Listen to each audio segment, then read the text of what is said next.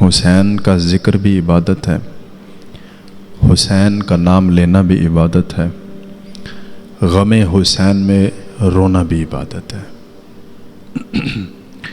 میں دعا گو ہوں کہ اللہ ہم سب کو غم حسین میں رونے والی وہ آنکھ عطا فرمائے۔ لیکن امام حسین علی مقام کا ذکر اور آپ کی شہادت سننے سے پہلے کچھ توجہ طلب باتیں ہیں، وہ باتیں کہ جو شاید ہم تک نہیں پہنچائی گئی، یا ہو سکتا ہے کہ ہمیں وہ اسباب مہیا نہیں ہوئے کہ ہم وہ باتیں سن سکتے۔ شہادت امام حسین علی مقام کیوں ہوئی تھی؟ حضرت امام حسین علی مقام کو کربلا جانے کی کیا ضرورت پڑی تھی؟ یہ اصل بات ہے۔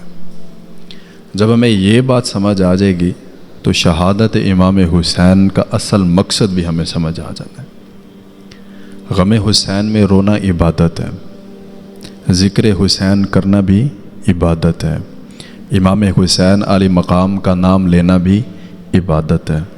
اور یہ محرم کا مہینہ جو اسلامی سال کا پہلا مہینہ ہے، یہ ہمیں یاد کرواتا ہے اس قربانی کی کہ جس کو امام حسین علی مقام نے اپنے بچے دے کر بھی ادا کی۔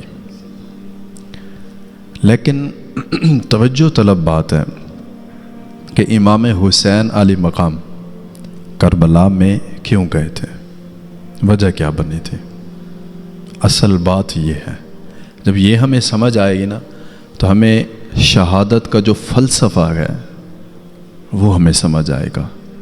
اور کیا ایسی چیز ہے کہ ذکر حسین ہر سال بڑھتا جا رہا ہے، یزید کے ماننے والا کوئی بھی نہیں رہا، لیکن حسین کے ماننے والے دن بدن بڑھتے جا رہے ہیں۔ وہ کسی نے خوب کہا تھا نا، امت کو بیدار تو ہو لینے دو، ہر بندہ کہے گا کہ ہمارے ہیں حسین۔ حسین کسی ایک فرقے کا نام نہیں ہے، حسین کسی مذہب کا نام نہیں ہے، امام حسین علی مقام ہمارے ہیں، اور جتنا ہو سکے ان کا ذکر کیا جائے۔ لیکن اس سے پہلے امام حسین علی مقام کربلا کی سرزمین پر گئے تھے، اپنے ساتھ 72 جانثاران کو لے کر گئے، اہل بیت اطہار کی صاحبزادیاں بھی ساتھ گئی۔ وجہ کیا تھی؟ یہ پوائنٹ اگر ہمیں سمجھ آ جائے نا تو یقین جانیے ہمیں شہادت امام حسین کا اصل مقصد سمجھ آ جانا ہے۔ وہ اقتدار کی جنگ نہیں تھی۔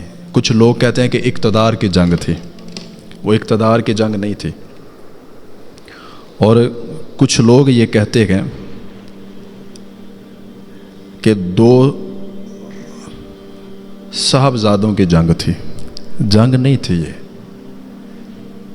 اور 2 صاحبزادے بھی نہیں تھے، ایک تھا امام حسین علی مقام۔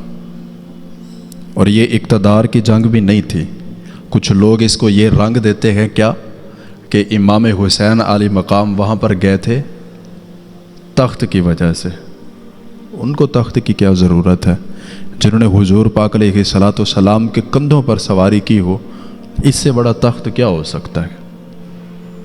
اور میں جہاں بھی مجھے موقع ملے گا میں یہ بات کہوں گا کہ ہرگز ہم کسی کو یہ اجازت نہیں دیتے کہ کوئی بھی بندہ جو علم سے عاری ہو وہ ہمارے امام کو مظلوم کہے۔ ہمارے امام مظلوم نہیں تھے، ہمارے امام مظلوم نہیں تھے۔ یہ وہ باتیں ہیں، اگر ہم تک یہ پہنچائی جاتی نا تو آج جو ہمارے درمیان شہادت امام حسین کا جو تذکرہ جس طرح چلتا ہے نا، ایسا نہ ہوتا۔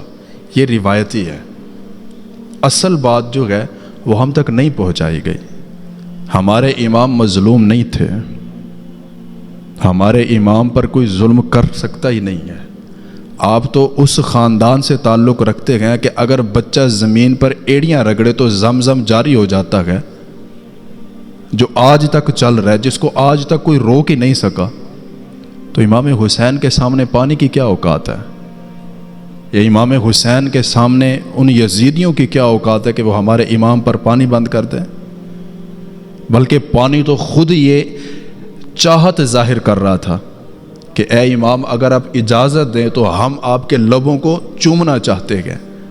وہ تو خود اجازت طلب کر رہا تھا، لیکن آپ وہاں پر امتحان دینے گئے تھے.